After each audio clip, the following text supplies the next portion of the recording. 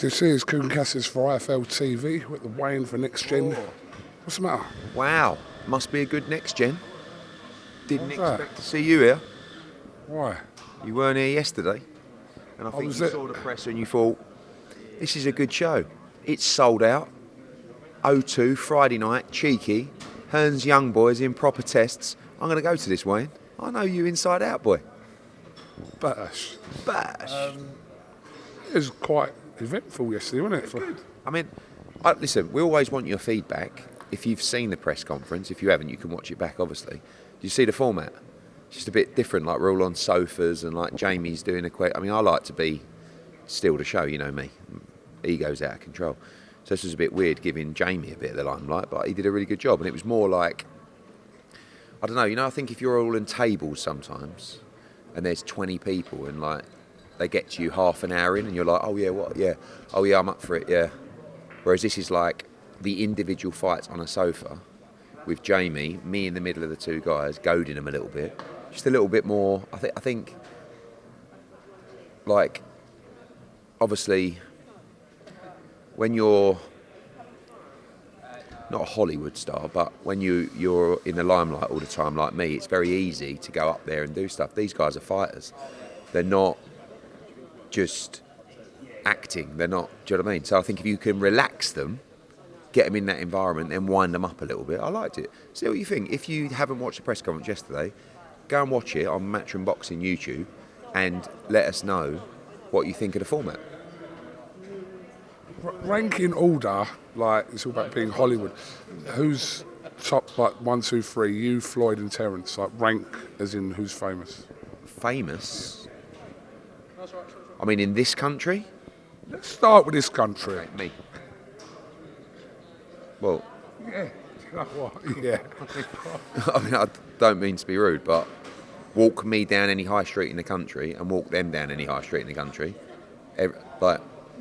Everyone knows who I am. Do you think Floyd Mayweather could walk the entire length of Billericay High Street and there's a chance that no one would know who Floyd was? No, I think Floyd is a big name. I know he's a massive name, but I'm saying... Crawford is a big name, but he's nowhere near the global star of Floyd Mayweather. I mean, Floyd is but all I know is I walk up Billericay High Street most Saturdays and... Yeah, yes. That's your area, but you're telling me 100% Floyd would walk down one end to the other and would definitely get spotted. He's got an aura about him. And he's probably, if he walked down there on his own. Oh, yeah. Oh, yeah. Not with 30 security. Oh, obviously not. No, I think if he walked on his own, it's 50-50 whether he gets stopped or not. I think so, yeah. You, on the other end, down Billericay High Street, mobbed. I'm more known than you down Billericay High Street. What's happening? Look. Right, let's quickly run through some... This stuff you're waffling on about Inoue, stop. Just please stop. But please. I had to pull Parsons on it. Parsons put out, on the stomping ground, Hearn says Inoue is not a pound-for-pound star. I never said that. I said his year that he has had is not the year of a pound-for-pound star's resume and what it should look like. There's no argument about that. Listen to what I'm saying, yeah? Removing him from the pound-for-pound list is just to wind people up and get headlines. Job done. What I'm saying is, you can't fight TJ Dehenny and the geezer from last week and say that is a good year of a number 3 pound-for-pound star. It's not. So I'm just trying to make everybody realise he should be fighting Akhmadaliev, make everybody realise how good that fight is. And actually, I will probably talk myself into the fight. Someone's got to, because no one asks. It's not like Inoue is going to sit here or in Billericay High Street and someone go up to him and go, "Oi, mate, when you fighting Akhmadaliev, why'd you keep ducking him?" No one ever asks him. Everyone just goes, "Oh, Inoue, oh, you're a pound-for-pound star. You can fight whoever you want. And you'll still be number 3 in pound-for-pound." Shouldn't work like that. True, though, isn't it? Everyone's on their knees for Inoue. Who has he fought, right?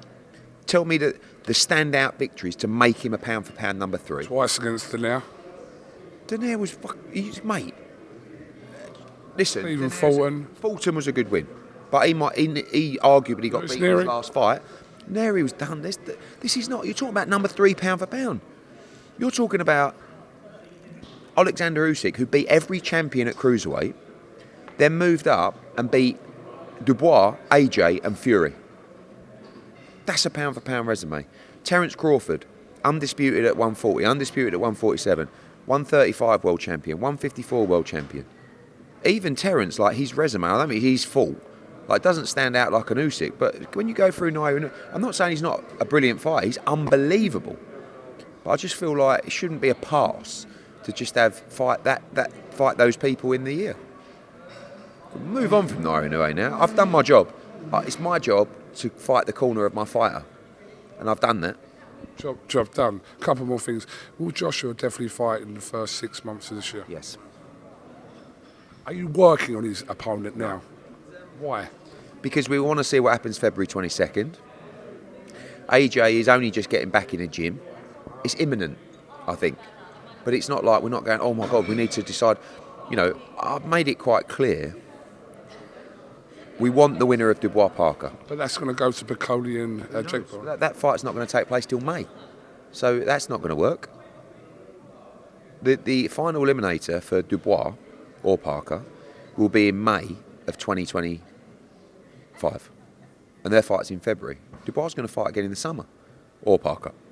So we should just take the Dubois fight now? We weren't ready. This is what these... No, people like Simon Jordan and I said Johnny Nelson the other day, why is he not talking about Dubois? He's desperate to fight Dubois. Well, he should have fought him on February 22nd. What, not ready and injured? Oh yeah, did he really have an injury? Yeah, he did. And he would have had to start training camp in December.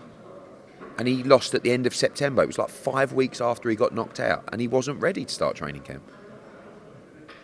You've got to understand AJ's position. Don't want to be arrogant. Can fight anyone he wants at any time. Is there a possibility of DILLIAN WHYTE or Deontay Wilder?